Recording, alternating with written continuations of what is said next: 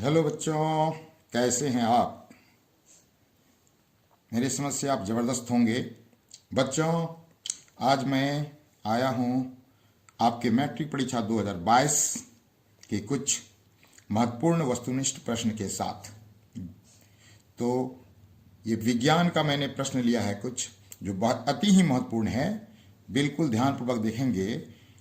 ये आपके 2022 के मैट्रिक परीक्षा में आने की प्रबल संभावना है। तो बच्चों चलते हैं, हम लोग काम शुरू करते हैं। बच्चों आप देखिए, जैसा कि पहला प्रश्न, मेरे आगे आगे आप प्रश्न बनाते चलेंगे। मैं पढ़ रहा हूं और अपने उत्तर पुस्तिका में उत्तर को लिखते जाएंगे और मिलाते जाएंगे कि आपका कितना सही हुआ। और कमेंट सेक्शन में जरूर लिखेंगे कि आपने कितना प्रश्न को सही से हल किया। तो पहला प्रश्न है बच्चों, प्रकाश की किरणें गमन करती हैं।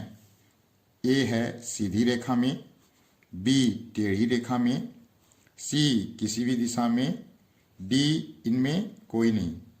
ठीक है बच्चों, तो आपने कर लिया होगा। तो चलिए बच्चों, मैं आपको जवाब देता हूं। इसका क्या होगा उत्तर? सही सही बोला आपने। क्या होगा? सीधी रेखा में ना, प्रकाश की किरणें गमन करती हैं सीधी रेखा में। सही जवाब। चलिए बच्चों, दूसरा नंबर प्रश्न है, हजामत के लिए किस दर्पण का उपयोग होता है? ए है अवतल, बी है उत्तल दर्पण, सी है समतल दर्पण, डी है इनमें कोई नहीं। तो बच्चों आपका जवाब रेडी होगा। चलिए मैं बताता हूं। हजामत का मतलब हुआ दाढ़ी बनाने वाला ना, दाढ़ी बनाने में जो हम लोग दर्पण का प्रयोग करते हैं। तो क्या होगा? सही जवाब क्या होगा? अवतल दर्पण। सही बोले बच्चों। चलिए अगला प्रश्न लेते हैं। सर्च लाइट का परावर्तक सतह होता है। ए है उत्तल, बी है अवतल, सी है समतल, डी है इनमें कोई नहीं। क्या होगा जवाब बच्चों? हाँ ठीक, वेरी गुड, अवतल होगा, है ना, क्योंकि सर्च लाइट टॉर्च के जैसे ही होते हैं ना। ठीक है, तो अगला प्रश्न है बच्चों 4 नंबर, निम्नलिखित में किसका उपयोग खाना पकाने वाले ईंधन में नहीं होता है? नहीं होता है, इस बात का ध्यान देंगे, खाना पकाने वाले ईंधन में नहीं होता है। ए है सीएनजी, बी है एलपीजी, सी है बायोगैस, डी है कोयला। क्या होगा बच्चों जवाब? सीएनजी। सही सही, 100% सही, सीएनजी होगा ना। सीएनजी का उपयोग कॉम्पैक्ट नेचुरल गैस, ये वाहनों में किया जाता है। सही। बाकी का ये एलपीजी हो गया, लिक्विड पेट्रोलियम गैस, और ये बायोगैस जो गोबर गैस से या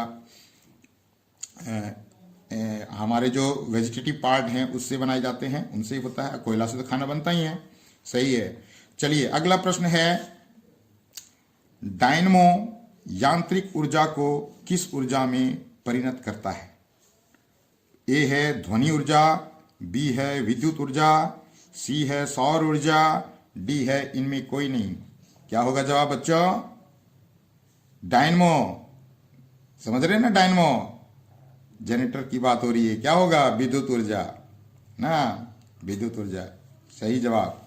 चलिए अगला प्रश्न लेते हैं, घरों में विद्युत से दुर्घटना किसके कारण होती है? ए है फ्यूज तार, बी है शॉर्ट सर्किट, सी है उच्च धारा प्रवाह, डी है इनमें कोई नहीं।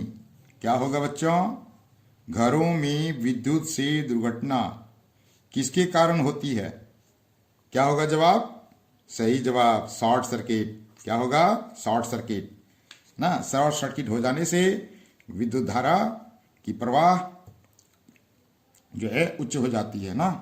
तो इस कारण से, शॉर्ट सर्किट कारण से ऐसा होता है, और आग भी लग जाती है, चिंगारी होती है ना, तो इससे खतरा होता है। चलिए बच्चों अगला प्रश्न, प्रश्न संख्या 7, आंख व्यवहार होता है अवतल दर्पण की तरह, उत्तल लेंस की तरह, समतल दर्पण की तरह, इनमें कोई नहीं। क्या होगा जवाब बच्चों?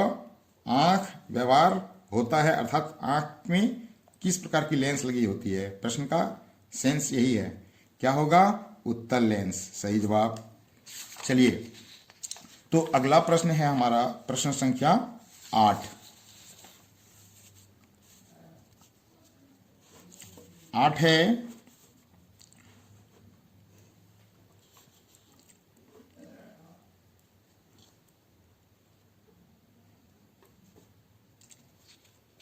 खड़िया का रासायनिक सूत्र होता है MgCO3 CaO CaCO3 डी है CaHCO3।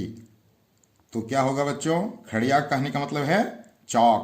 तो क्या होगा जवाब, सही जवाब क्या होगा CaCO3।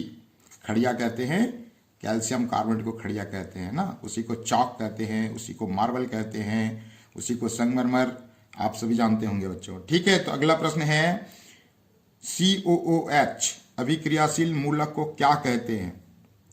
आप ए है अल्डिहाइड, बी है अम्ल, सी है कीटोन, डी है ईथर। क्या होगा बच्चों, देखिए ध्यान दीजिए, कौन से अभिक्रियाशील समूह का है ये? COOH। सही जवाब क्या है? ये कार्बोक्सिलिक एसिड है, अम्ल है ना, अम्ल के क्रियाशील मूलक है, तो अम्ल होगा जवाब। तो किसी भी अम्लीय विलयन का पीएच होता है, अम्लीय विलयन का पीएच क्या होता है? ए है 7 के बराबर, बी है 7 से अधिक, सी है 7 से कम, डी है इनमें कोई नहीं। तो क्या होगा बच्चों, अम्लीय विलयन है, पीएच कितना होगा?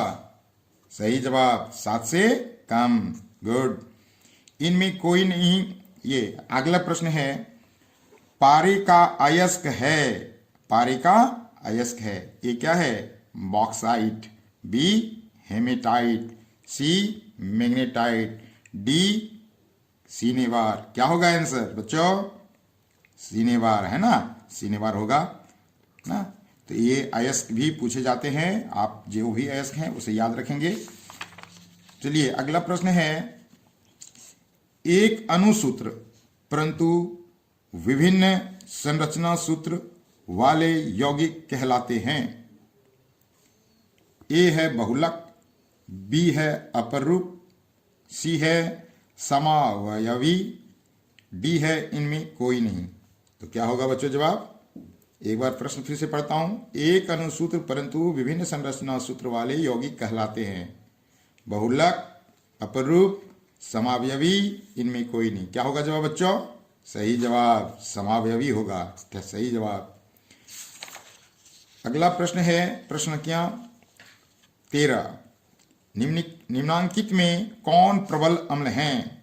ए है H2SO4, बी है HCl, सी है HNO3, डी है इनमें से सभी।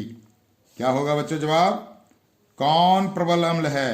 H2SO4, HCl, HNO3, इनमें सभी। क्या होगा जवाब बच्चों? सही जवाब इनमें से सभी ना, H2SO4, HCl और ये HNO3, ये तीनों के तीनों प्रबल अम्ल हैं। सही जवाब।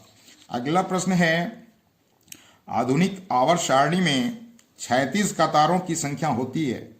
आवर्त सारणी तो जान रहे हैं बच्चों, इसमें ऊर्ध्वाधर कतारें भी होती हैं और 36 कतारें भी होती हैं। तो 36 कतारों की कितनी संख्या होती है?